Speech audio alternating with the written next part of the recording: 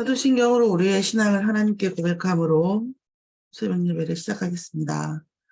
전능하사 천지를 만드신 하나님 아버지를 내가 믿사오며 그 외아들 우리 주 예수 그리스도를 믿사오니 이는 성령으로 잉태하사 동정녀 마리아에게 나시고 본디오 빌라도에게 고난을 받으사 십자가에 못 박혀 죽으시고 장사한 지 사흘 만에 죽은 자 가운데서 다시 살아나시며 하늘에 오르사 전능하신 하나님 우편에 앉아 계시다가 저리로서 산자와 죽은 자를 심판하러 오시리라. 성령을 믿사오며 거룩한 공예와 성도가 서로 교통하는 것과 죄를 사하여 주시는 것과 몸이 다시 사는 것과 영원히 사는 것을 믿사옵나이다. 아멘. 오늘 저와 여러분이 함께 나눌 말씀을 보겠습니다. 여호수아서 4장 19절에서 24절 말씀입니다. 제가 읽겠습니다. 여호수아서 4장 19절에서 24절 말씀입니다. 함께 읽겠습니다. 첫째 달 10일에 백성이 요단에서 올라와 여리고 동쪽 경계 길갈에 진침해 여호수아가 요단에서 가져온 그 12돌을 길갈에 세우고 이스라엘 자손들에게 말하여 이르되 후일에 너희의 자손들이 그들의 아버지에게 묻기를 이 돌들은 무슨 뜻이니까 하거든 너희는 너희의 자손들에게 알게 하여 이르기를 이스라엘이 마른 땅을 밟고 이 요단을 건넜음이라. 너희 하나님 여호와께서 요단물을 너희 앞에서 마르게 하사 너희를 건너게 하신 것이 너희 하나님 여호와께서 우리 앞에 홍해를 말리시고 우리를 건너게 하심과 같았나니 이는 땅의 모든 백성에게 여호와의 손이 강하신 것을 알게 하며 너희가 너희 하나님 여호와를 항상 경외하게 하려 하심이라 하라. 아멘.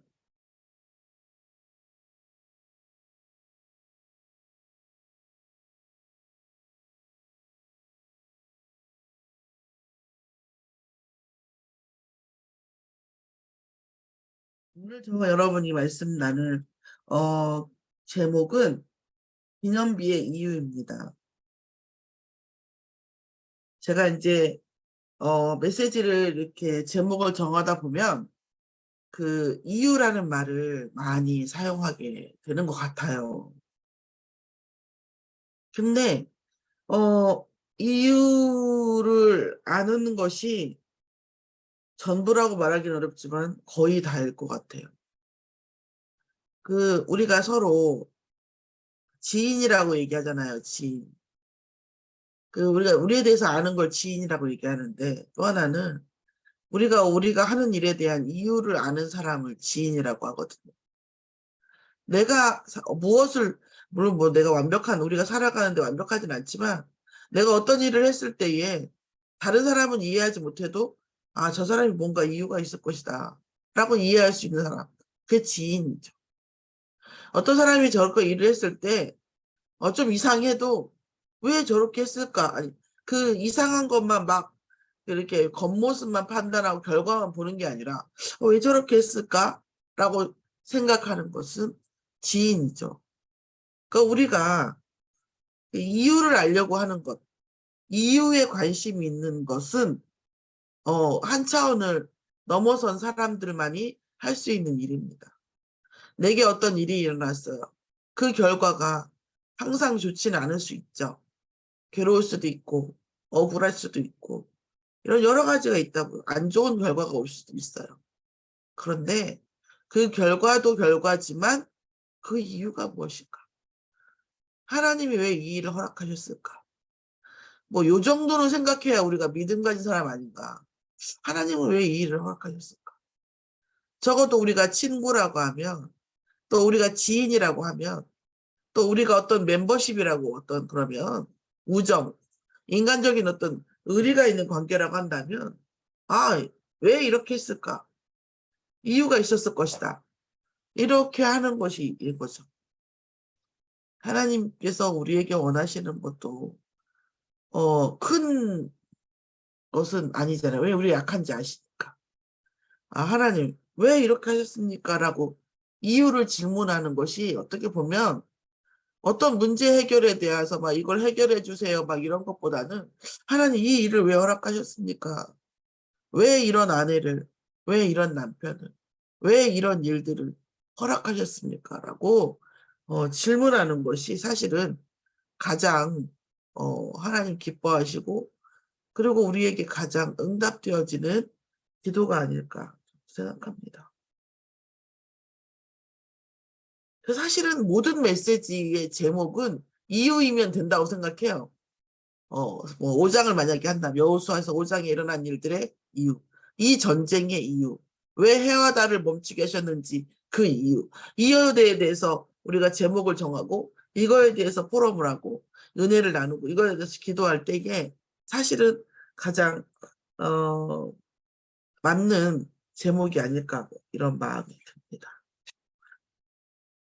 우리가 이 말씀에서 봤을 때에 첫 번째 19절은 여리고 동쪽 경계 길갈에 진을 쳤어요. 그러니까 전쟁을 제일 먼저 전쟁할 수 있는 자들을 먼저 진을 치는 걸 볼 수가 있어요. 그러니까 우리가 어디를 가든지 먼저요. 영적 전쟁에 진을 쳐야 됩니다. 그럼 뭐하고의 전쟁입니까? 사단과 사단의 사람들이죠. 그러니까 우리가 어디 현장을 가든 사단과 사단의 사람들의 앞에서 그리스도로 진을 쳐야 되겠죠.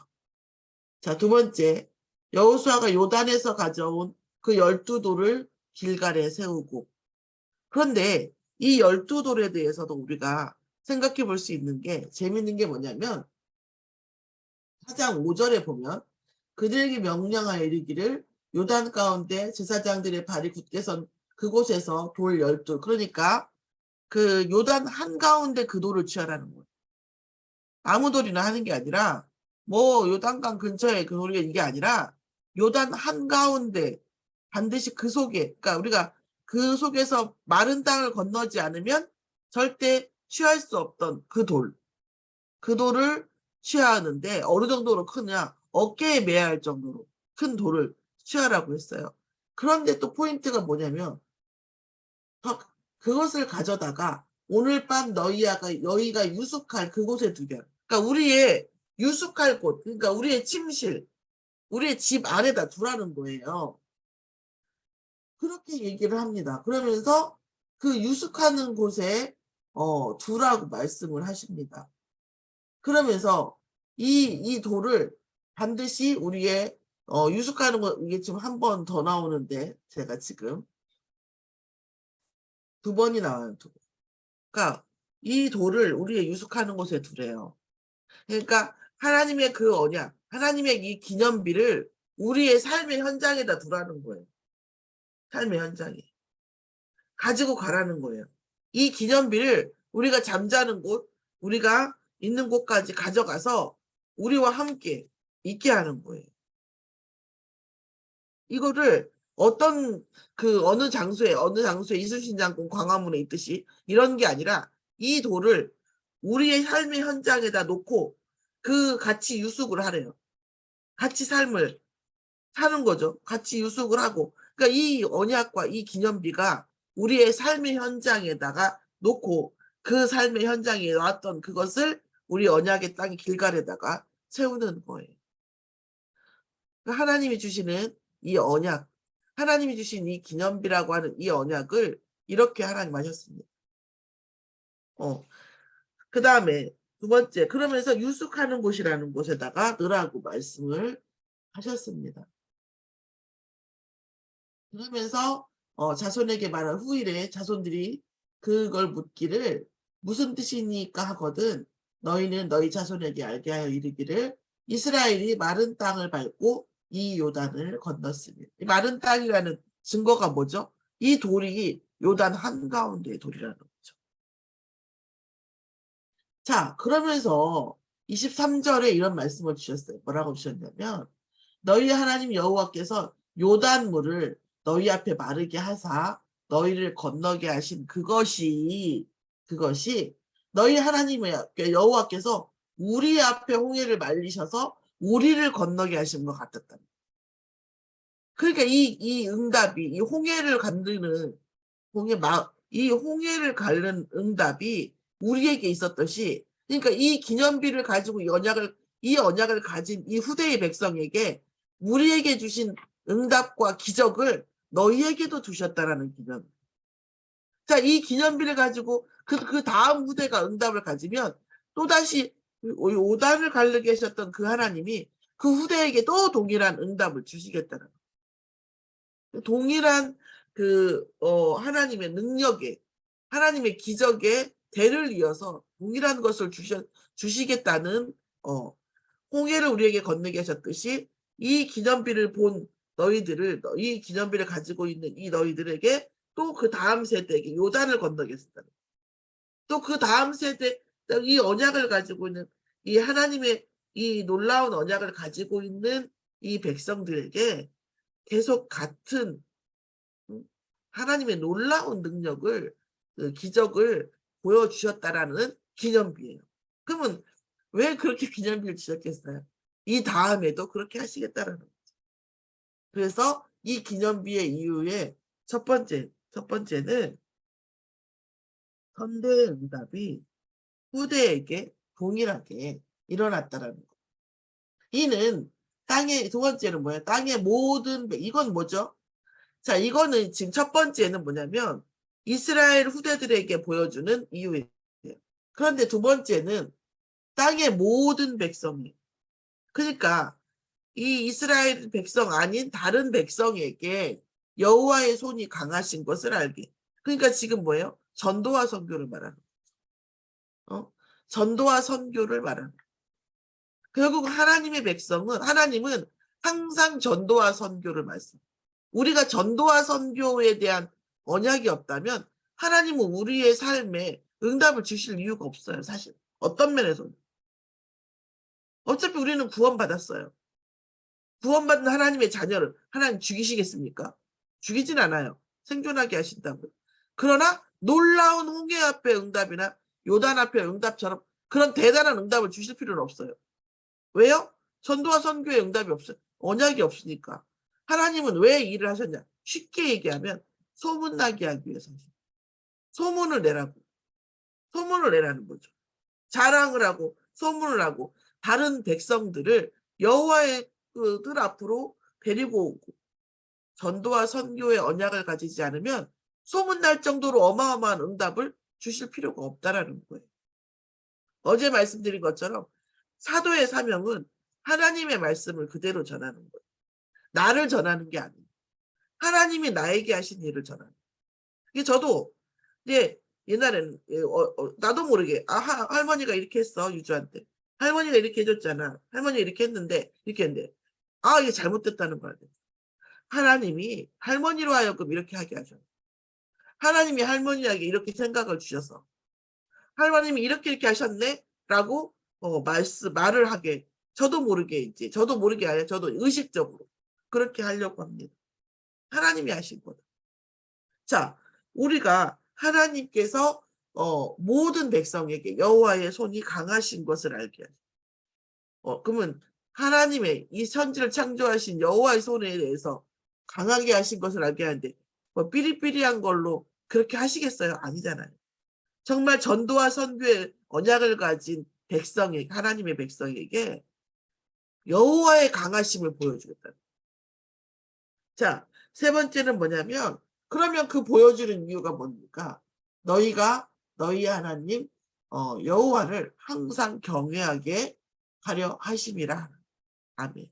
우리가 우리의 인생과 우리의 일어나는 모든 일의 주체를 누구로 돌려요? 하나님으로 돌려요.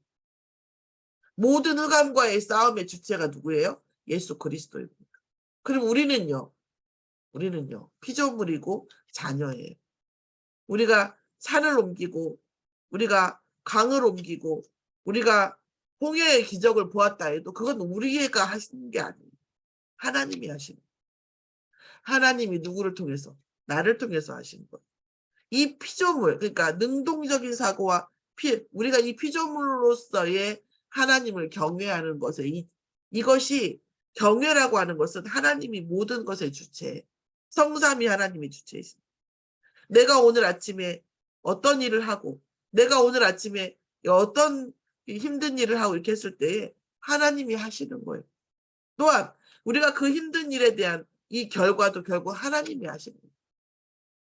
어떻게 보면 내가 한 것 같은데 라고 생각하지만 그때부터 인간은 피곤해지고 왜 내가 한 것 같은데 라고 하는 것이 왔을 때부터 우리는 결과에 대한 이 불확실성에 대한 책임이 우리에게 와요.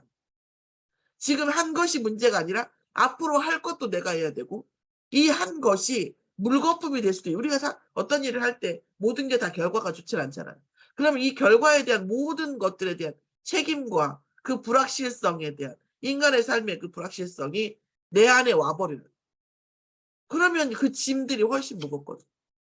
우리가 무엇을 하든지 않든지 또 어떤 것의 결과든 모든 것이 뭐예요? 주체는 하나님이시거든. 이게 사실이고요. 우리가 살게 하시고 오늘 하루의 삶을 살게 하시고 우리에게 은혜를 주시니까 우리가 이 일을 하지 그렇지 않으면 어떻게 하겠습니까? 저도 그렇습니다. 체력이라고 하는 것은 이미 지나왔고요. 많은 부분들이 하나님이 하게 하시는 이 부분들을 놓고 우리의 삶이 하나님이 내게 하셨다라는 것에 대한 주체를 인정하는 것, 그것이 여호와를 경외하는 것입니다. 그것이 내 일과 내 가정과 내 업과 내 경제, 내 후대가 하나님이 주체가 되게 하는 것입니다. 그 대표적인 예로 다윗은 이스라엘의 왕이었잖아요. 다윗이 이스라엘의 왕이 된 다음부터 가장 많이 찬양할 때 나왔던 말이 뭐냐면 나의 왕이다. 하나님을 항상 뭐라고 했어요? 나의 왕이라고. 본인이 이스라엘의 왕인데 항상 고백할 때 뭐라고 했냐면 하나님이 나의 왕이시라고. 그러면 우리가 가장이면 뭡니까? 이 가장, 우리 가정이 가장, 하나님이 나의 가장. 내가 사업을 하면 하나님이 나의 사장이고 오너고. 내가 교육을 한다면 이 교육에 대한 주체가 누가? 하나님이시. 그러니까 우리가 하는 모든 현장의 주체, 주인, 그리스도, 하나님이시라는 이걸 고백하는 것이 여호와를 경외하는 것인데 이것이 맨 처음 진에 나왔던 것처럼 전쟁을 수행하는 것에 대한 가장 효과적인 것. 우리가 어디를 가든지 사단을 적대하고 우리가 전쟁의 진을 펴야 되잖아요. 불신자와 그 사단과 그 사단의 백성들 앞에 우리가 전쟁의 진을 쳐야 돼요. 그 진을 치는 방법이 뭐냐면 이 모든 현장의 주체를 뭘로? 여호와 하나님으로 인정하고 경외하는 것입니다. 그러면 그때는 사단이 들어오지 못해요. 내가 주인이 되면 사단을 바치해요, 우리는. 그런데 여호와께서 주인 되어주시고 그리스도가 주인 되어주시면 사단은 우리를 침범하지 못합니다. 오늘 기념비의 이유 3가지를 누리는 그 하루를 누리시면서 하나님께서 우리의 인생과 업에 또 우리의 현장에 어떻게 역사하시는 것을 보는 증거 있는 하루가 되어지기를 예수의 이름으로 축원합니다. 그래서 선대의 기념비의 이유 첫 번째, 선대의 기적이 후대에게 그대로 이어지는 것.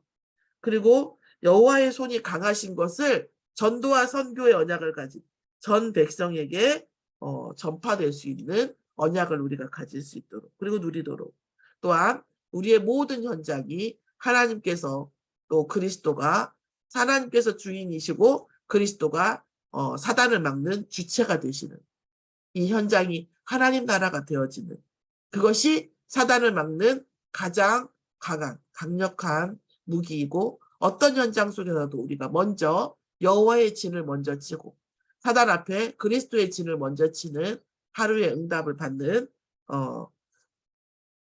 기념비의 이유가 누려지는 하루가 되도록 예수의 이름을 축원합니다. 기도하고 주기도 마치겠습니다. 하나님 감사합니다.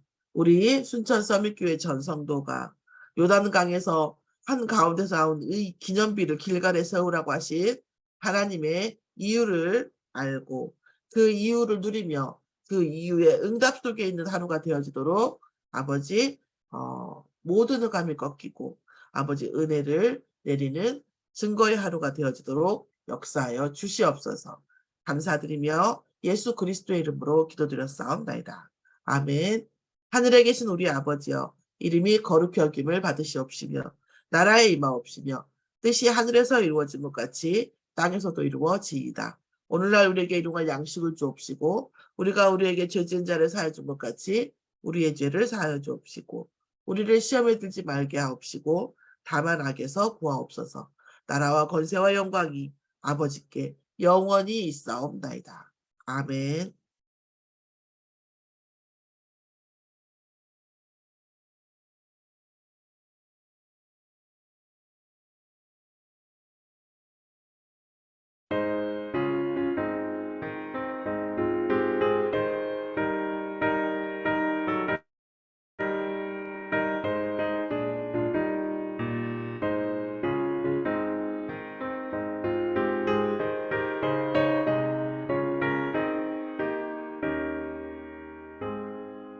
흑암에 사는 백성들을 보라 수많은 심령 멸망하겠네.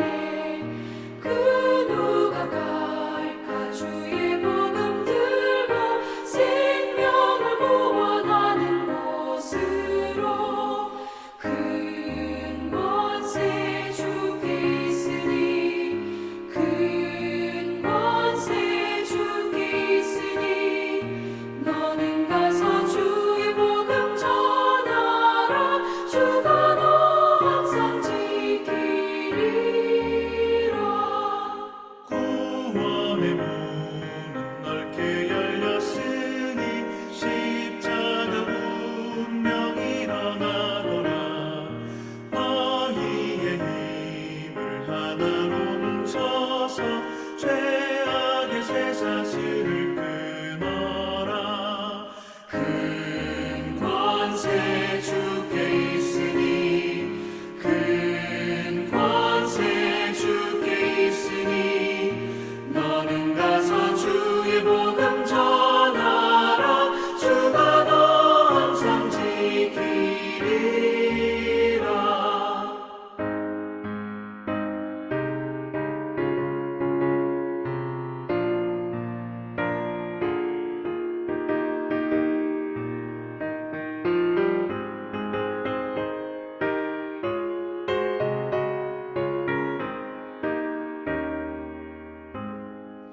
왜 너는 멸망길을 가려느냐. 주 음성 듣고 응답하여라.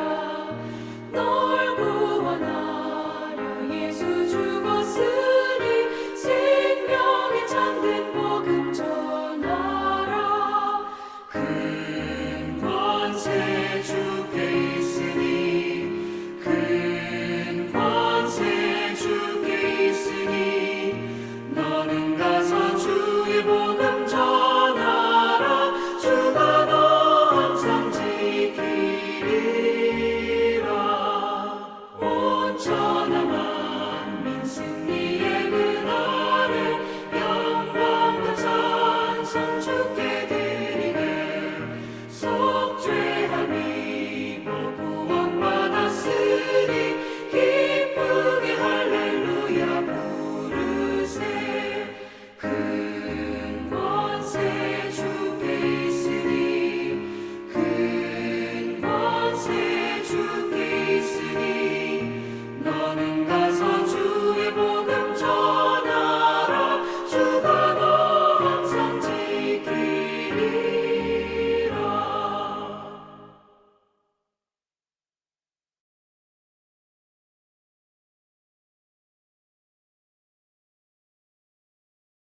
마치겠습니다.